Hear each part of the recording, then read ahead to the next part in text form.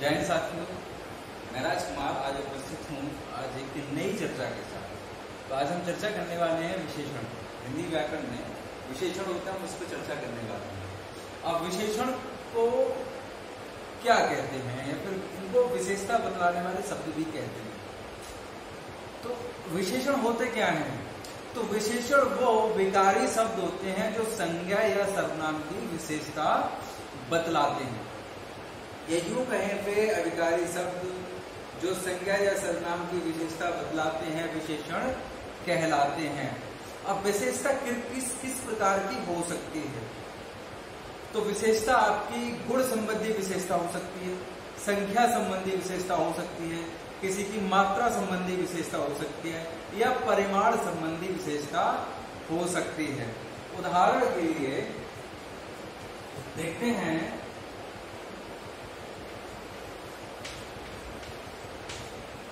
काला या काला घोड़ा, नीला नीली कार। यहां देखेंगे तो ये मैंने दो चीजें लिखी हैं, काला घोड़ा नीली कार। जैसा कि आप जानते हैं घोड़ा क्या है? घोड़ा एक संज्ञा है। क्या है? संज्ञा है। और कार क्या है? कार भी एक संज्ञा है। तो संज्ञा की विशेषता कौन बतला रहा है? संज्ञा की विशेषता बतला रहा है ये काला और नीली। तो ये दो शब्द हो गए आपके विशेषण शब्द हो गए। तो इसकी डेफिनेशन, इसकी परिभाषा यहां से बनेगी कि वे विकारी शब्द जो संज्ञा या सर्वनाम की विशेषता बतलाएं उन्हें हम विशेषण कहते हैं। इसको मैं अविकारी ना कहकर विकारी इस वजह से कह रहा हूं क्योंकि इनमें विकार उत्पन्न होता है। लिंग के परिवर्तन पर इनमें विकार उत्पन्न होता है, वचन के परिवर्तन पर इनमें विकार उत्पन्न होता है, और अगर इनका काल परिवर्तन कर देंगे तब भी इनमें विकार उत्पन्न हो जाता है। उदाहरण के लिए इधर इसको देखते हैं, नीली मैंने यहाँ लिखा है नीली। इसको अगर मैं इसके लिंग को चेंज करूँ, ये नीली क्या है? स्त्रीलिंग में हो जाएगा। अगर इसको पुल्लिंग में करूँ तो क्या हो जाएगा? नीला। मतलब इसने अपना रूप परिवर्तित कर दिया, इस वजह से मैंने इसको लिखा है। इसलिए ये कहलाते हैं विकारी शब्द भी इसे कहते हैं। तो विकारी शब्द वे विकारी शब्द जो संज्ञा सर्वनाम की विशेषता बतलाएं वो आपके हो जाएंगे विशेषण हो जाएंगे। अब यहाँ देखते हैं, चलो मैंने आपको डेफिनेशन तो बता दी, इसकी दो एग्जाम्पल भी मैंने बता दिए। अब इसकी चर्चा कर लेते हैं कि कितने प्रकार के होते हैं। तो ये मुख्यतः 4 प्रकार के होते हैं। कितने प्रकार के होते हैं? 4 प्रकार होते हैं। पहला आपका होता है गुणवाचक विशेषण, दूसरा संख्यावाचक विशेषण, तीसरा परिमाणवाचक विशेषण और अंतिम और चौथा सार्वनामिक विशेषण। लिख देता हूं मैं इसको। पहला आपका हो जाता है गुणवाचक विशेषण। ये आप लिख लेंगे इसको, गुणवाचक विशेषण। दूसरा आपका हो जाएगा संख्यावाचक,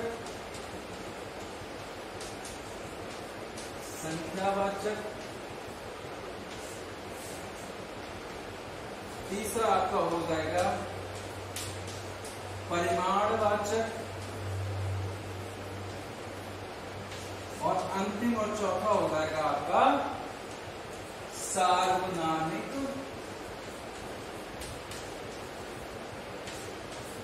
विशेषण। ये आपके 4 हो जाते हैं विशेषण। अब 1 बाय 1 एक करके इन चारों के बारे में थोड़ी चर्चा कर लेते हैं ताकि आपको अच्छे से समझ में आ जाए। आप थोड़ा ध्यान से सुनिएगा इस चीज को। अब गुणवाचक विशेषण क्या होते हैं? तो गुणवाचक विशेषण वे विशेषण शब्द होते हैं जिनमें गुण संबंधी विशेषता बतलाएं। अब गुण संबंधी विशेषता कैसे हो सकते हैं? गुण आपके किस किस प्रकार के हो सकते हैं? तो ध्यान से सुनेगा इसको और फिर बीच में आप सुन के लिख भी सकते हैं इसको। तो गुणवाचक में क्या आता है आपका? पहला अगर गुणवाचक की मैं बात करूं तो पहले इसमें गुणवाचक में गुण और दोष आते हैं। किसी व्यक्ति के, वस्तु के या किसी संज्ञा या सर्वनाम के गुण या दोषों के बारे में कहने वाले जो शब्द होते हैं, बताने वाले शब्द होते हैं, उन्हें वो क्या आएंगे, वो आपके गुणवाचक विशेषण में आएंगे। जैसे भला बुरा, सच्चा, पापी, सदाचारी, शांत, उदार, सुशील, सीधा, ईमानदार, सज्जन, दयालु, कायर, सूर, धीर या फिर पतला, दुराचारी, ये क्या है, ये किसी संज्ञा के गुण या दोष हो सकते हैं। जैसे भला इंसान, सच्चा इंसान, सदाचारी लड़का, दयालु व्यक्ति, ईमानदार व्यक्ति, ये क्या है, इसके गुण दोष है। दूसरा आता है आकार बोधक में, जो संज्ञा के आकार के बारे में चर्चा करते हैं, आकार के बारे में बताते हैं। उदाहरण के आकार वाले शब्द कौन कौन से हो सकते हैं, जैसे लंबा, चौड़ा, तिकोना, चौकोर, पतला, गोल या नुकीला, ये क्या है, ये चीजों के आकार को बताते हैं। फिर आ जाते हैं आपके रंग बोधक, ये सभी गुणवाचक विशेषण में ही आते हैं।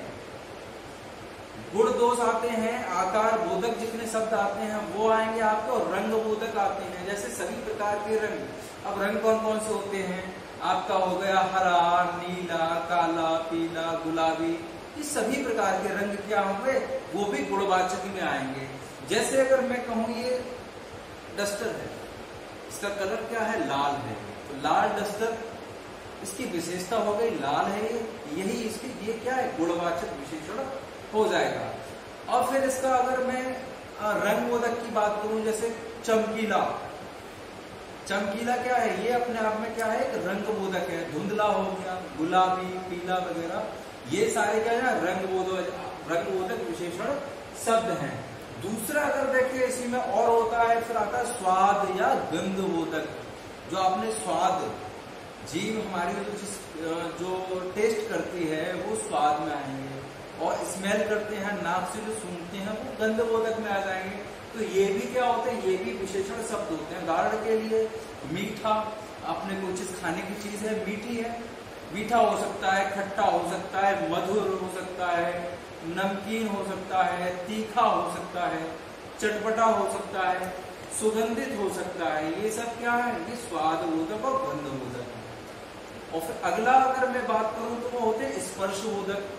स्पर्श मतलब छूने में जैसे लगने वाले, छूने में लगने वाले, जैसे अगर मैं इसकी बात करूं, ये जो नीला जो बोर्ड है, ये हरा सा बोर्ड है, तो हरा इसकी विशेषता होगा, ये रंग बोधक में आ जाएगा। अब ये चिकना भी है, तो चिकना क्या है, ये स्पर्श बोधक हो जाएगा, है ना। अगर कोई चीज खुरदरी है तो वो भी उसी में आ जाएगी, स्पर्श बोधक में। तो इसमें क्या क्या आ जाएगा, खुरदरा आ सकता है, नरम आ सकता है, कठोर आ सकता है, कोमल आ सकता है, चिकना, मखमली या मुलायम, और भी शब्द होते हैं काफी, तो ये आपके स्पर्श बोधक में आ जाएंगे। फिर आता है आपका स्थान बोधक। अब स्थान बोधक, जैसे स्थान की विशेषता किस प्रकार की जा सकती है, जैसे शहरी, ग्रामीण, भारतीय, चीनी, विदेशी, आधुनिक, नवीन, प्राचीन, है ना। ये सारे शब्द क्या हो जाएंगे, ये अपने आप में क्या है, ये स्थान बोधक विशेषण शब्द हैं। फिर अगर मैं अवस्था की बात करूं, अवस्था कैसे, अवस्था की अगर मैं जैसे बताऊं आपको, बूढ़ा, बूढ़ा व्यक्ति, बूढ़ा पुरुष, युवा, अधेड़, कमजोर, ये क्या है, ये अवस्थाएं हैं शरीर की, या और भी किसी चीजों की अवस्था हो सकती है। तो सारी अवस्थाएं किस में आएंगी, वो आपके गुणवाचक विशेषण में आ जाएंगी। फिर अगर मैं कहूँ, अगर दिशा बोधक की बात करूं, जैसे दिशा बतलाने वाले शब्द, तो जैसा कि हम भली भांति जानते हैं, अच्छे से जानते हैं, कुल मिला के हमारे 4 दिशाएं होती हैं, पूर्व, पश्चिम, उत्तर और दक्षिण। तो अगर दिशाओं की अगर बात करेंगे तो पूर्वी, पश्चिमी, उत्तरी और दक्षिणी, ये सारी क्या है, ये सारी हैं आपकी, ये हो जाएंगे आपके दिशा बोधक विशेषण, दिशा बोधक विशेषण या गुणवाचक विशेषण। चलिए ये तो आपका गुणवाचक विशेषण हो जाता है। अब एक चीज मैं बता देता हूं, जैसा कि आप जानते हैं कि हम हर चीज की इस संज्ञा या सर्वनाम या इस जगत में कोई भी चीज ऐसी उसकी तुलना तो हम अवश्य करते हैं। तुलना कैसे कर सकते हैं? जैसे अगर लंबाई की, किसी व्यक्ति की लंबाई की तुलना करें, जैसे कोई व्यक्ति लंबा है तो साधारणतः हम कह देंगे कि वह व्यक्ति लंबा है। अगर उसकी तुलना अगर हम किसी से करते हैं, क्या करते हैं? तुलना करते हैं, तो उसको हम किसी दूसरे व्यक्ति से तुलना कर सकते हैं या बहुत सारे व्यक्तियों के साथ तुलना कर सकते हैं। तो अब इसकी ये क्या है, गुणवाचक विशेषणों की कुछ अवस्थाएं भी होती हैं, इसी वजह से इसको जो है तुलना बोधक विशेषण भी कहा जाता है। उदाहरण के लिए जैसे एक उदाहरण, जैसे लंबा, अधिक लंबा, सबसे अधिक लंबा, या फिर कहूं मैं यहां लिखता हूं उच्च, उच्चतर, और तीसरा उच्चतम। उच्च, उच्चतर, दो व्यक्तियों के बीच तुलना, दो चीजों के बीच तुलना, और सबसे, सभी के बीच तुलना। माना जैसे कक्षा में एक छात्र है, सब होशियार है, अगर उसके बारे में करूं, उसका नाम विजय है, अगर मैं कहता हूं विजय होशियार बच्चा है, तो ये आपका क्या हो गया, ये आपकी, ये उस बच्चे की मूलावस्था हो गई या विशेषण की मूलावस्था हो गई, जिसे हम इंग्लिश में पॉजिटिव डिग्री कहते हैं। आपने इंग्लिश में डिग्री पढ़ी होंगी, पॉजिटिव डिग्री, कंपैरेटिव डिग्री और सुपरलेटिव डिग्री। कुछ याद आ रहा है आपको? तो यही ऐसे ही हिंदी में अवस्था होती हैं। पॉजिटिव डिग्री को मूलावस्था कहते हैं, कंपैरेटिव डिग्री को उत्तरावस्था कहते हैं, और सुपरलेटिव डिग्री को उत्तमावस्था कहते हैं।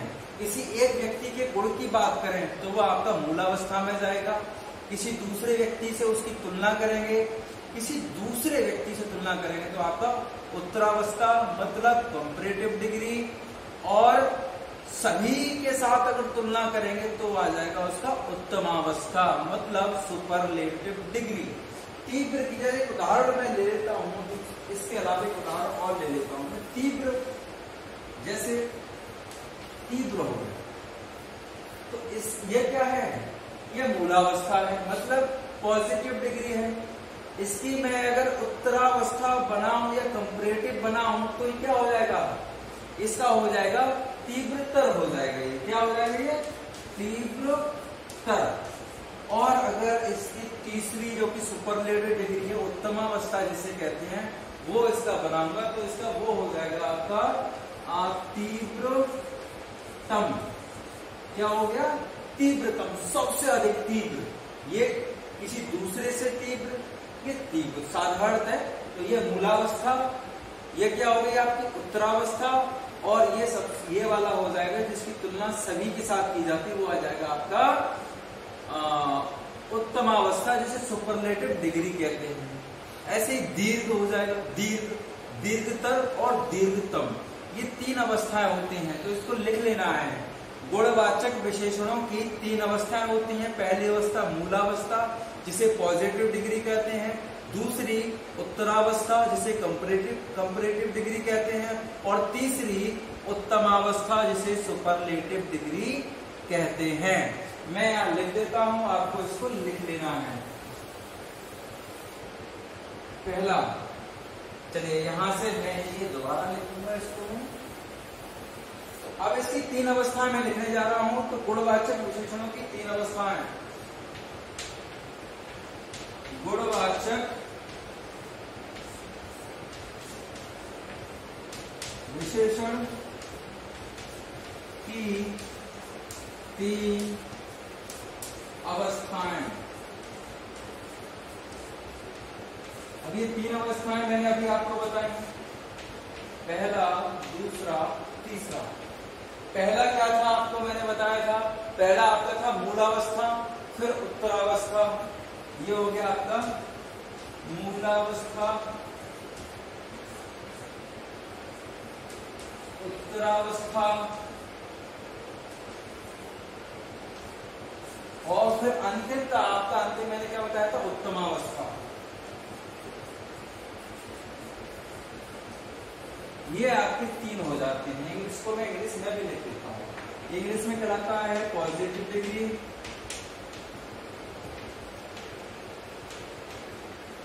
दूसरा उत्तरावस्था को कहते हैं कॉम्परेटिव,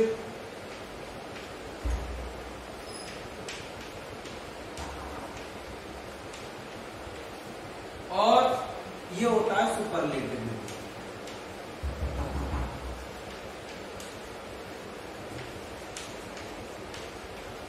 ये आपकी 3 प्रकार की अवस्थाएं हो गई। लिखना है आपको, ठीक है। अगला हम चर्चा करते हैं संख्यावाचक विशेषण पर।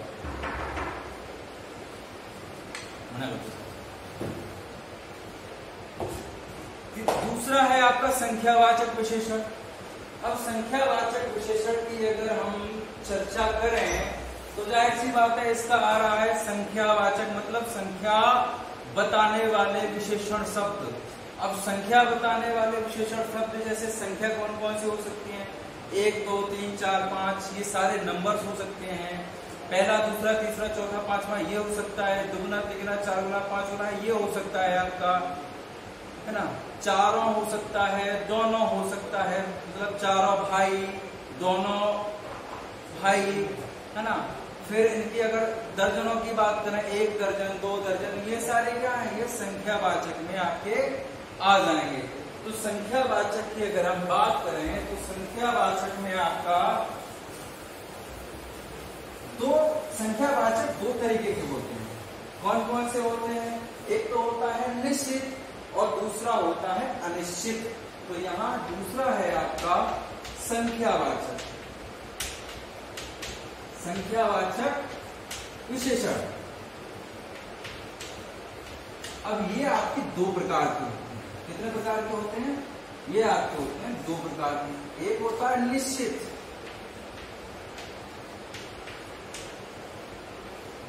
संख्यावाचक। निश्चित संख्यावाचक मतलब इसमें क्या है, सारी संख्याएं जो आएंगी वो आपकी निश्चित आएंगी। और दूसरा अनिश्चित होता है अनिश्चित संख्यावाचक। जैसे किसी संज्ञा के संदर्भ में अगर मैं प्रयोग करूं निश्चित संख्यावाचक का, जैसे 5 किताबें वो निश्चित हैं, और संज्ञा मतलब उसकी जो किताब जो है वो संज्ञा है, तो संज्ञा की विशेषता बतला रहा है कि वो 5 हैं, मतलब वो डेफिनेट हैं। इसी प्रकार ये सारी गिनती पे 1 2 3 4 5 सारी गिनती अगर कहीं भी आएंगी संज्ञा के साथ में प्रयोग की जाती है तो वो उसके विशेषण हो जाएंगे। एक चीज और है, संज्ञा के साथ ही ये विशेषण प्रयोग किए जाते हैं। इसी वाक्य में संज्ञा के साथ में इसका प्रयोग होता है।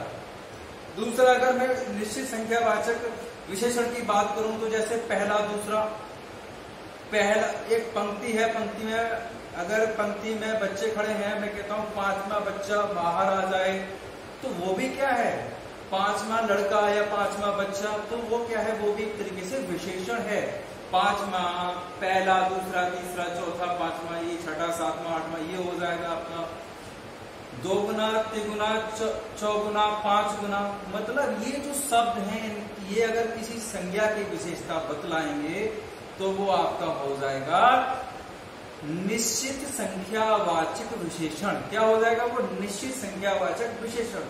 दूसरा मैंने यहाँ लिखा है अनिश्चित संख्यावाचक विशेषण। जैसा कि शब्द से ही प्रतीत होता है ये निश्चित नहीं है, मतलब इसकी जो संख्या जो होगी वो निश्चित नहीं होगी, वो डेफिनेट नहीं होगी, कुछ अनुमान कुछ लगाया जाएगा। जैसे कुछ लड़के घर जा रहे थे, कुछ लड़के घर जा रहे थे, तो वो डेफिनेट नहीं है ना। वो उसमें कुछ डेफिनेट कितने हो सकते हैं, 5 10 भी हो सकते हैं, 50 100 भी हो सकते हैं। कुछ लड़के जा रहे थे, कोई डेफिनेट नहीं है। मैंने कम खाना खाया, कम खाया कुछ डेफिनेट नहीं है, या कम ही लोग सभा में उपस्थित हुए, तो ये क्या है, ये भी कुछ ज्यादा, ये क्या है, ये संख्यावाचक तो है लेकिन ये उनकी एग्जैक्ट संख्या नहीं बता पाता। जैसे अधिक या ज्यादा, समस्त, अनेक, जैसे अनेकों लोग मंदिर गए, है ना। कई लोग स्नान करने के लिए गंगा घाट पर गए, ये या फिर बहुतेरे लोगों ने या बहुतेरे साधकों ने अपने इष्ट की पूजा की। ये क्या है? ये अनिश्चित संख्यावाचक विशेषण। तो ये आपको समझ में आ गया हो गया कि संख्यावाचक विशेषण दो प्रकार के होते हैं, एक निश्चित और एक अनिश्चित। जो निश्चित संख्या बता देंगे वो निश्चित संख्यावाचक, जो अनिश्चित संख्या बतलाएंगे वो अनिश्चित संख्यावाचक हो जाएंगे। चलिए अब इसके बाद तीसरा जो मैंने बताया था आपको वो आता है परिमाण वाचक विशेषण। अब परिमाण वाचक में क्या होता है? अब ये चीज तो हमने अपने जीवन में अवश्य ये चीज देखी होगी कि बाजार वगैरह हम जाते हैं तो कुछ चीजें हमें गिनती से मिलती हैं, कुछ चीजें हमें तौल के या माप के मिलती हैं।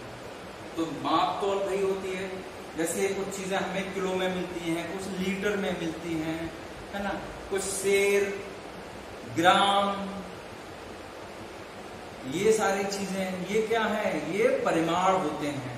तो तीसरा है आपका परिमाणवाचक विशेषण। तीसरा क्या है? परिमाण वाचक विशेषण। अब जैसा कि मैंने आपको बताया था कि जिस प्रकार संख्यावाचक विशेषण दो प्रकार का होता है, ठीक उसी प्रकार परिमाणवाचक विशेषण भी दो प्रकार का होगा। अब आप अच्छे से समझ गए होंगे कि दो प्रकार कौन कौन से हो सकते हैं, है ना। तो पहला क्या होगा? निश्चित। क्या होगा? निश्चित होगा। निश्चित, मैं इसको पूरा नहीं लिख रहा हूं, समझ जाएंगे आप। फिर होता है अनिश्चित। दूसरा होता है अनिश्चित। अब हम निश्चित और अनिश्चित की बात कर लेते हैं। तो निश्चित कौन कौन से हो सकते हैं, अनिश्चित कौन कौन से हो सकते हैं? जैसे उदाहरण के लिए मैं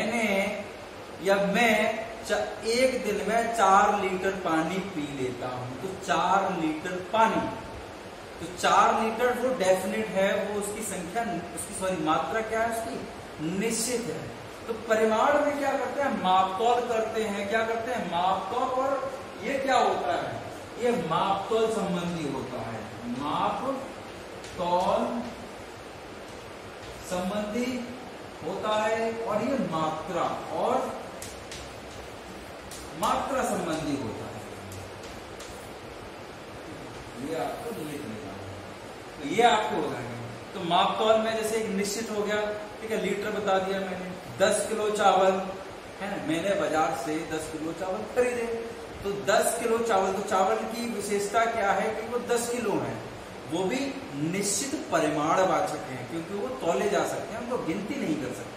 जहां गिनती हो जाएगी वो संख्यावाचक चले जाएंगे, जिनकी गिनती नहीं कर सकते वो परिमाण में चले जाएंगे।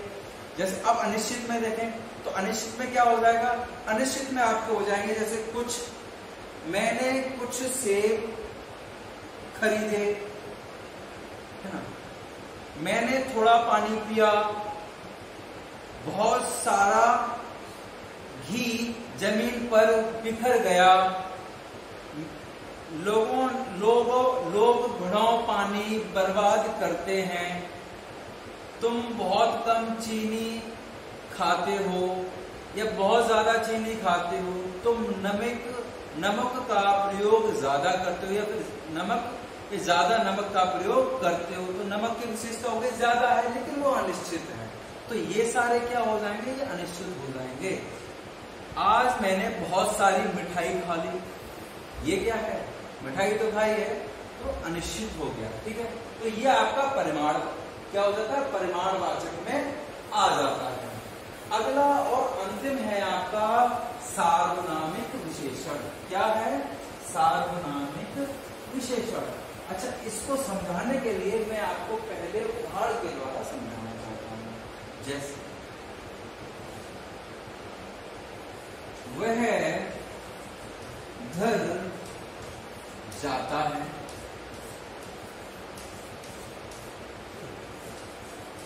वह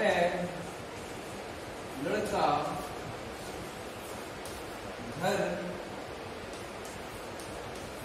जाता है। अभी यहां 2 सेंटेंस मैंने लिखे हैं, 2 वाक्य लिखे हैं। पहला वाक्य मैंने लिखा है वह घर जाता, दूसरा वह लड़का घर जाता।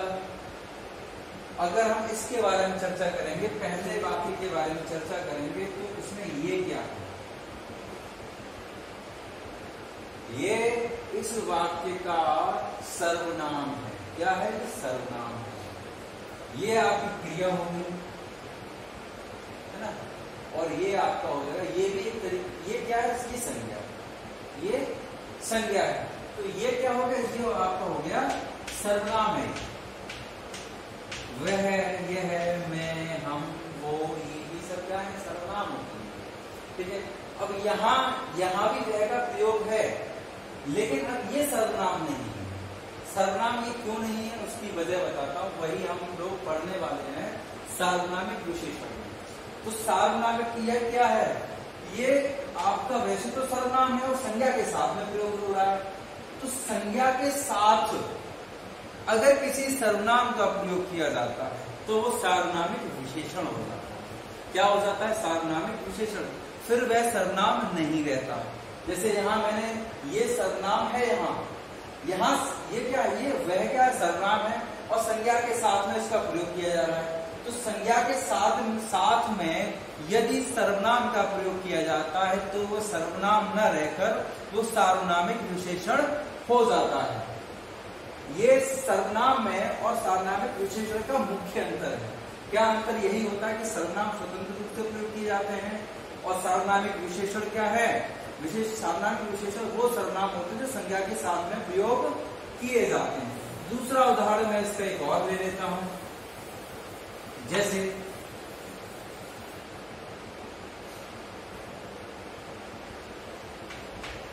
कोई घर पर नहीं है, कोई घर पर नहीं है, और यहां इसको लिखूं कोई व्यक्ति घर पर नहीं है। अब यहां आप दोबारा से सुन रही थे, कोई क्या है? ये सर्वनाम है। कोई घर पर नहीं है, ये सर्वनाम है यहाँ पर, और यहाँ क्या है? ये संज्ञा के साथ में इसका प्रयोग किया जा रहा है। तो ये आपका हो जाएगा सार्वनामिक विशेषण। क्या हो जाएगा? ये सार्वनामिक विशेषण हो जाएगा। तो ये आपके हो जाते हैं 4 प्रकार के विशेषण। उम्मीद है आपको ये आपको विशेषण अच्छे से समझ में आ गए होंगे। आगे के लिए मैं आपको आगे भी इसी प्रकार आपको बताता रहूंगा, आपके ज्ञान की वृद्धि कराता रहूंगा। तब तक के लिए आप स्वस्थ रहिए, सुरक्षित रहिए। जय हिंद, जय भारत।